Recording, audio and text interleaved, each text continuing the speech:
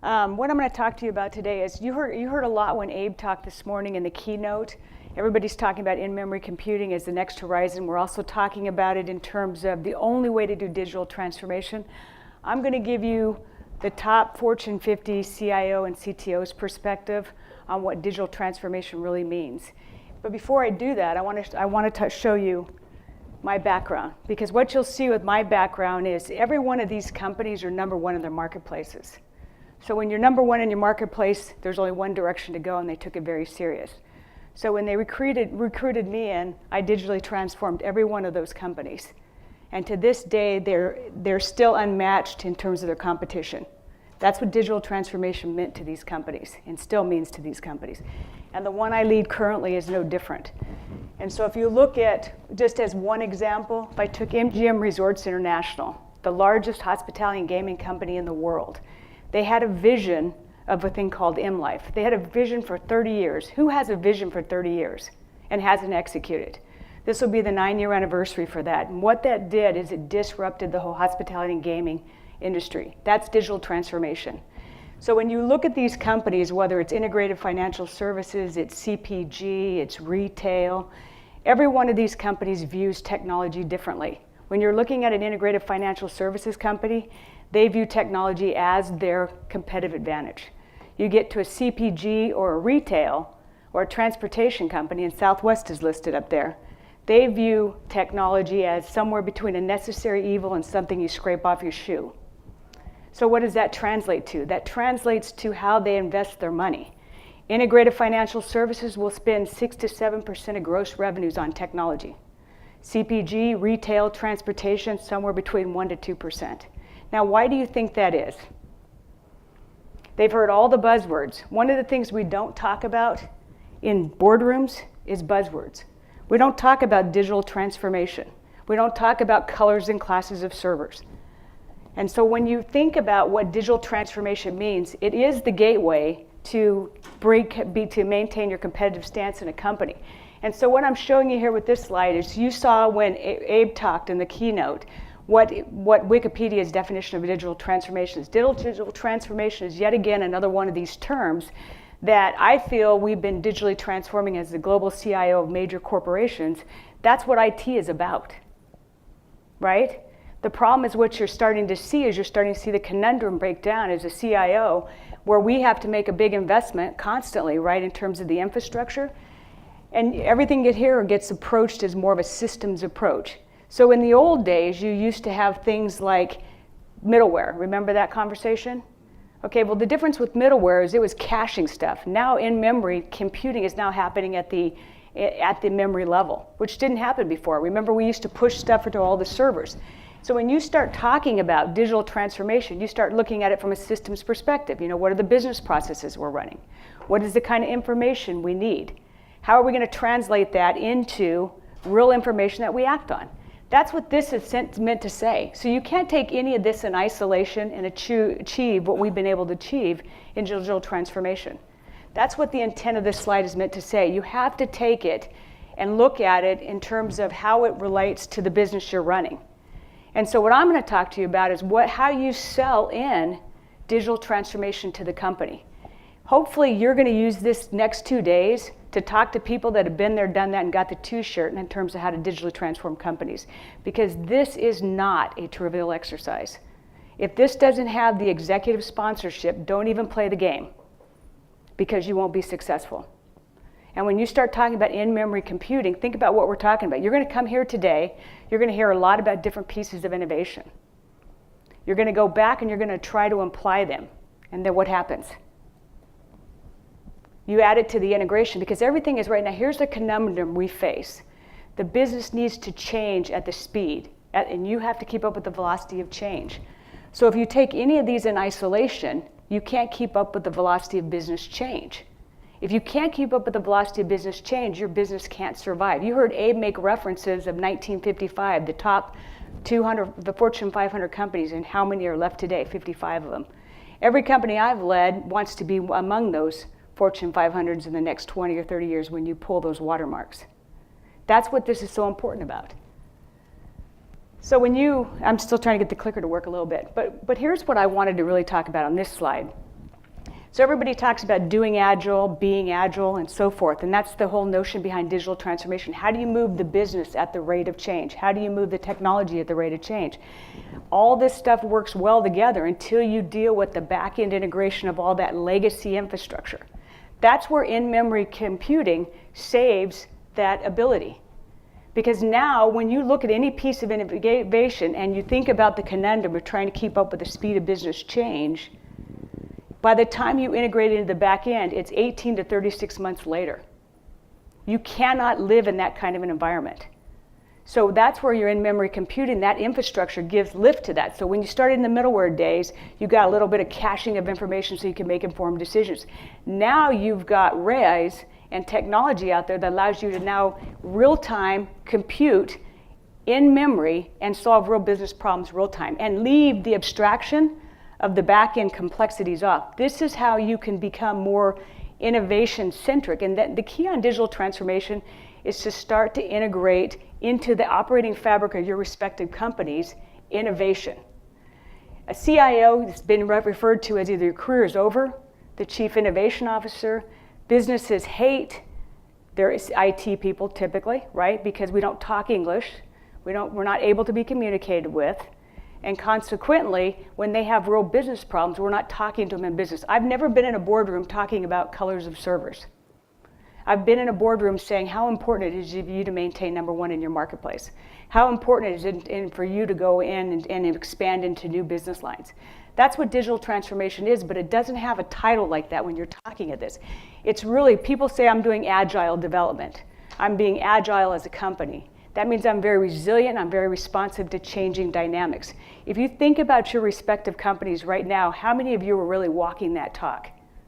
You hear all the same buzzwords passed around, but how many times does some good idea just get set aside because it's different than the way you do things? Because change is either, it's very visceral and it's very binary. Either they adopt it or they fight against it. And fighting against it is to do nothing, passive aggressive, or let it, this too shall pass.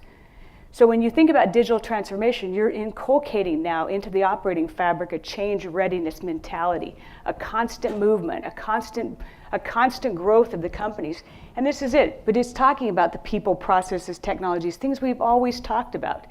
And what I would say to you guys, while you're all in this conference, is why don't you talk to those of us that have been there, done that, and got the t-shirt. Don't try this alone, because it's very hard. And you know what? You're going to have failures. But the failures, the better thing about the failures is it's faster to succeed. And so that's what I wanted to talk about, is more the process of agility, more the inculcation of innovation, more the creating that operating, institutionalizing that want to constantly be number one in your market, constantly change. What'll happen is you all come here and you learn and you're seeing some fantastic things, and then you want to go back and you want to apply them. I want to talk to you about how to apply them. So one of the things that we talked about in a couple of the other sessions was this big data concept. You know, the whole notion about data lakes, big data concept. Everything we do in technology is to take ones and zeros and turn it into meaningful information. I always tell people I don't have a big data problem. I've got a relevant information. If I said at my MGM example, I could tell you what you had for breakfast 20 years ago at Bellagio. I guarantee your appetites have probably changed if you were at Bellagio 20 years ago. But I have all the data, right? And we keep all the data in this whole big data morass, the data lakes and all that goofiness. You keep it all because at some point somebody's decided you're going to have extra cycles that you can crawl through the data lake and look for meaningful insights. What if I told you the future of data is not linear?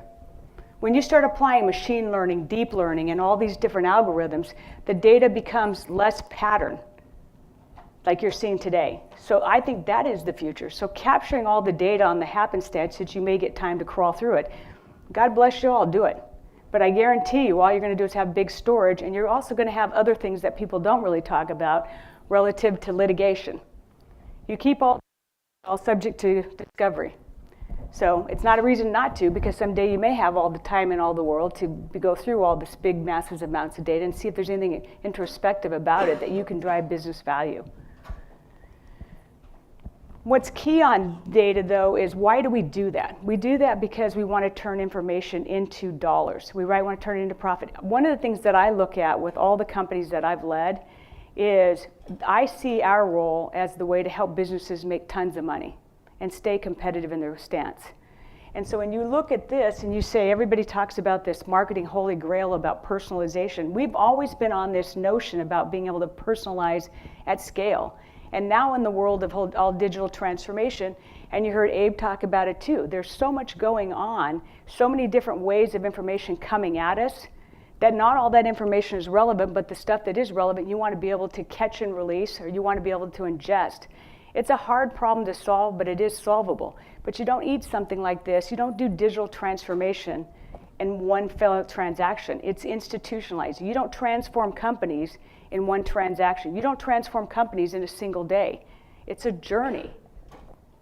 And so many things get different used, but if you all of a sudden, when you start to apply the techniques of digital transformation to your company and start them understanding what it means, the way they've done things in the past may not be how they want to do it in the future, but that's hard for a lot of people to understand. I always tell people I feel sorry for the Motorola project manager that walked into his boardroom and said, I want to put a camera on the phone. How do you think that went? You know what the answer was? Nobody's asked for it. And that's part of what we're really talking about now, amalgamation of information coming from so many different sources that today may not look like the way we've always done things. There may reveal gaps. And that's really what you're trying to get in the motion of. So now you've got information coming at you from all over the place, multiple different channels, 7 demographics in the workforce, 7 demographics in the buying force. You have to motivate them all differently. So that's what we mean by personalization at scale. That's the companies that are going to win.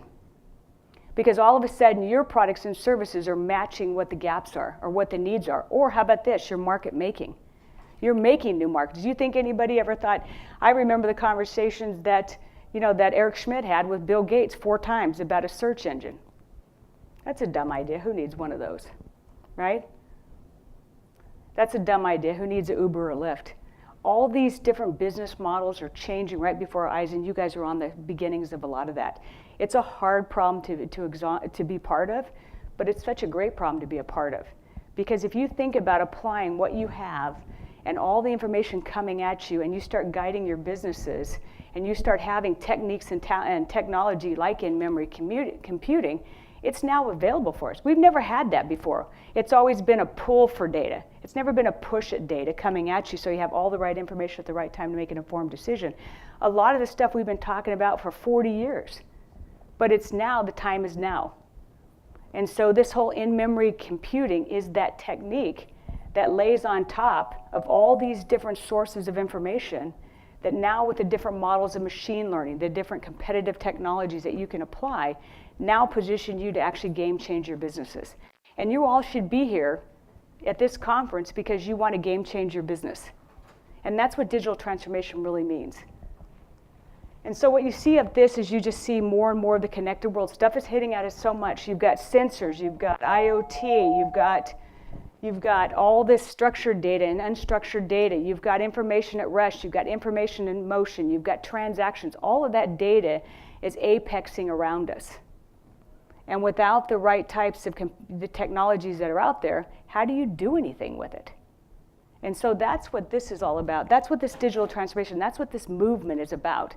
And this in-memory computing is the key now. It is the technology to make digital transformation real for your companies. And if you talk to your leadership in a lot of your companies, in-memory computing is not necessarily going to land with them what they mean. That's not going to have any relevance to them. Because they look at us as the ones to make it happen. They don't necessarily want to know how the engine in the car runs, but they look at us to figure out, is that going to drive more business value? And here's a headline for you all. A lot of what we're talking about does an ROI on the first game. So if you're looking for an ROI metric, every time you have to try to sell in a new concept, your company's not on the leading edge. It's not going to stay on the leading edge because quite candidly, a lot of this stuff doesn't pencil in the short run. So when you have to go sell this to the board or talk to the CFOs of the companies about why I want to make an investment in in-memory computing or why I have to have all the infrastructure that I need to drive all the information to the right decision makers, that doesn't necessarily mean anything to anybody. And yet those are gating factors to be able to do digital transformation. So one of the things that I would say to all of you is, and this is an F word most of us don't like. It's called fail. But it doesn't mean there's ways to mitigate failing, because what I'm trying to say in all of this is that you're going to be kissing a lot of frogs, you're going to be trying a lot of techniques. You've got to have a way to catch and release and fail those fast so you can succeed faster. So you can't be afraid. Digital transformation is not for the weak of heart. It's also not something to try as an individual. It's about moving an organization, creating a vision and moving an organization, and then having the right technology infrastructure in place to make it so. So that's what I wanted to talk to you all about today. Because as a leader that's successfully transformed companies in my whole career, every company is different, but there's a lot of similarities. Every industry has its differences, but from a technology perspective, it has its similarities. It all involves making everybody understand where you've got to get to and why in a context that they understand. And now the technology is continuing to cooperate. Because one of the other things that happens with technology is the cost of technology continues to soar. And like I said before, it represents about 80% of a budget in terms of sunk infrastructure. 80% is spent on keeping the lights running in these data centers. 80% of your budget. So how do you have enough of the 20% to drive innovation and move companies along? That's the conundrum you're in. But that's the right conundrum to have if you have the right technologies. And you don't go at it in a one-size-fits-all. You go at it in terms of taking pieces of your business lines and beginning to transform them, and then it fuses together, almost like broken mercury on a thermometer. It fuses together and creates a movement. And if your companies don't transform, it's like Abe said in the keynote today, there won't be a company. And that should scare everybody to death. But it should wow you too, because there's a lot that can be done in terms of this. And so with that, what questions do you have?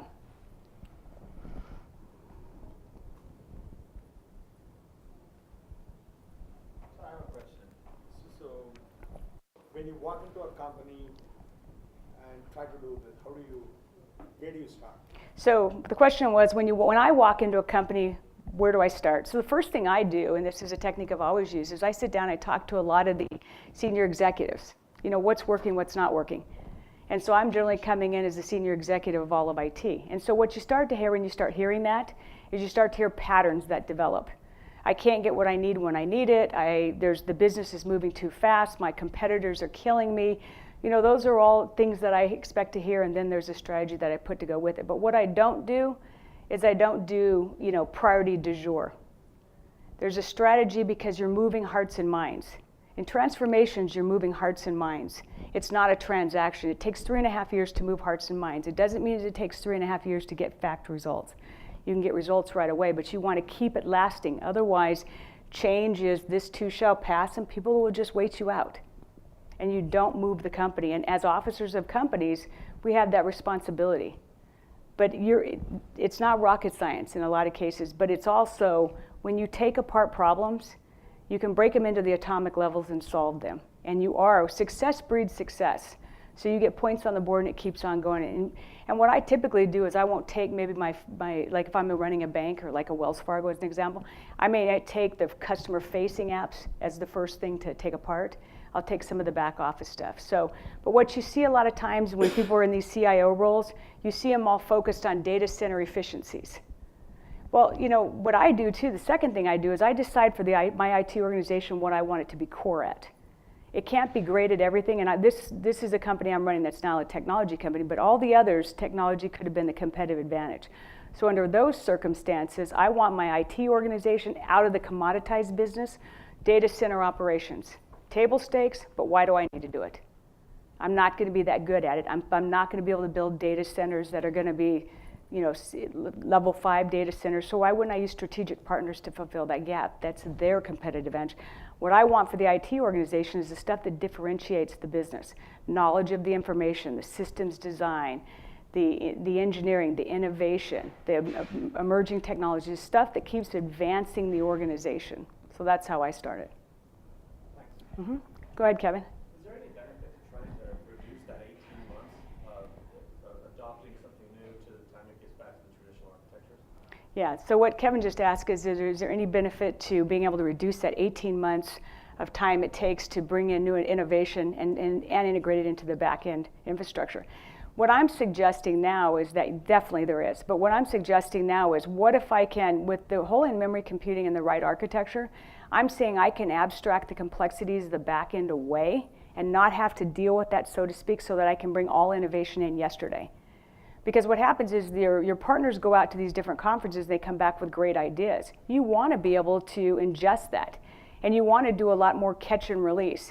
If 80% of your budget is already spoken for in terms of license, labor, and maintenance, the more you add to it, the bigger that net becomes. So what if we don't own anything when we're all said and done other than the intellectual capital? So I'm almost into the mentality of thinking I want to just catch and release a lot of capability and let it go. At the end of the day, what I really care about is only about the information to drive business decisions. How it gets done is not that important to me, as long as it's the right kinds of stuff that's getting done, which I know a lot of this is counterculture.